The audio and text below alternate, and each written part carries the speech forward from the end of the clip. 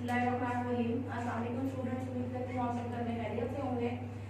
आज हम लोगों ने वर्ड्स प्रॉब्लम स्टार्ट करने हैं कि वर्ड्स प्रॉब्लम किस तरीके से होते हैं कि हमारे पास एक स्टेटमेंट दी गई होती है, उसको हमें किस तरीके से सॉल्व करना है। क्योंकि जो सिंपल क्वेश्चन होते हैं वो तो जो स्टूडेंट्स होते हैं वो आराम से सॉल्व कर लेते हैं, लेकिन जब इस तरह के जो क्वेश्चन होते हैं वो अक्सर पेपर्स में भी छोड़ देते हैं।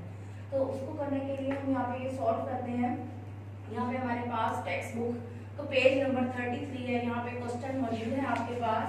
तो वही सेम हम क्वेश्चन यहाँ पे सॉल्व करेंगे। हमारे पास जो क्वेश्चन है वो है ज़ैनब इज 8 years old।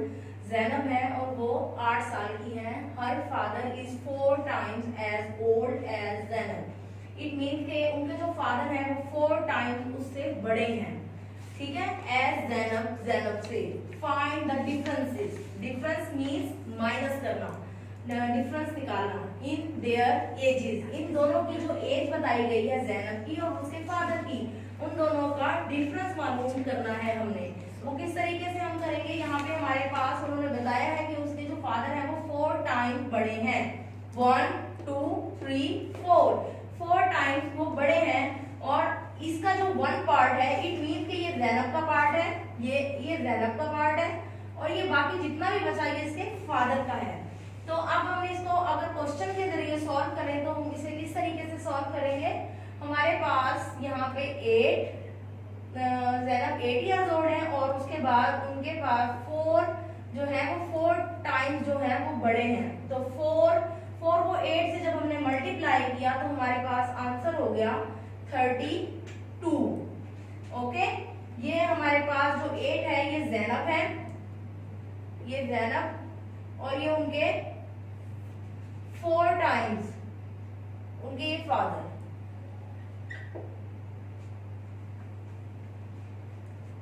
और जो उनकी एज निकली वो कितनी होगी 32।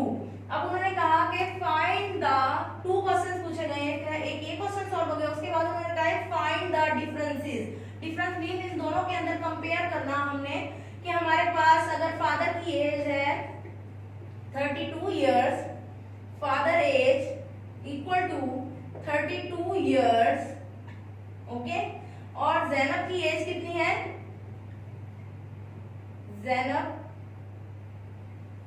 ज़ैनब्स एज, ओके, 8 years। तो हमने इन दोनों को जब हमने माइनस कर दिया तो अब हमने देखा कि यहाँ से यहाँ हमने कैरी लिया तो 12 में से 8 को माइनस किया, 9 10 11 12, 4 रिमेनिंग, और यहाँ हो गया हमारे पास 2 24। और उन्होंने हमें बताया है कि हमने डिफरेंस निकालना है कि ये जो डिफरेंस है ये हमारे पास 24 है। इसी तरीके से आपके पास एक और सेकंड क्वेश्चन दिया गया है, उसको किस तरीके से सॉल्व करना है।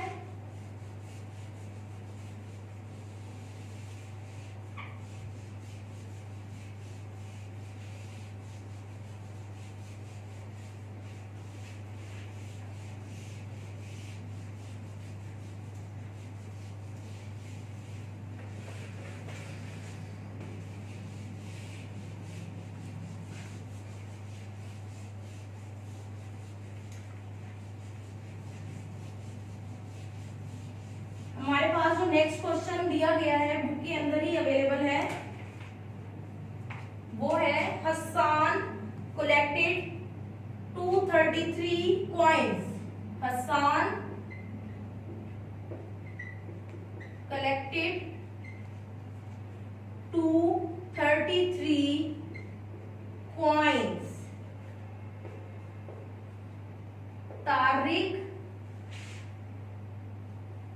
collected 3 times as many coins as Hassan. How many coins did they both collect all together? हमारे पास यहाँ पे क्वेश्चन है कि हसन कलेक्ट कर रहे हैं कितना 233 कॉइन्स। हसन कलेक्टेड 233 कॉइन्स, वो जमा कर रहा है अपने पास कॉइन्स जिसकी तादाद है 233, और तारिक जो है वो कलेक्ट कर रहा है उससे ज्यादा, कितना ज्यादा, 3 टाइम्स ज्यादा, 3 टाइम्स ज्यादा कर रहा है। उसके बाद अगला जो क्वेश्चन है उसमें उन्होंने कहा है how many coins did they both collect all together. It means के हमने हसन के कॉइन्स और इसके अलावा हमारे पास जो तारिक है उनके कॉइन्स दोनों को हमने जब सम अप करना है तो उसके बाद हमारे पास आंसर जो है वो आ जाएगा। ठीक है, उसके लिए अब हमने देखना है यहाँ पे हसन के पास कितने कलेक्ट हुए हैं कॉइन्स, 233, और तारिक के पास 3 टाइम्स मोर, मींस 3 टाइम्स उसके पास ज्यादा है। तो 233 और 3 टाइम्स ज्यादा, 3 3s are 9, 3 3s are 9, 3 2s are 6, 6 9 9। अब उन्होंने यहां तक हमारा क्वेश्चन सॉल्व हो गया है। Hasan collect 233 coins, Tariq collect 3 times as many coins as Hasan.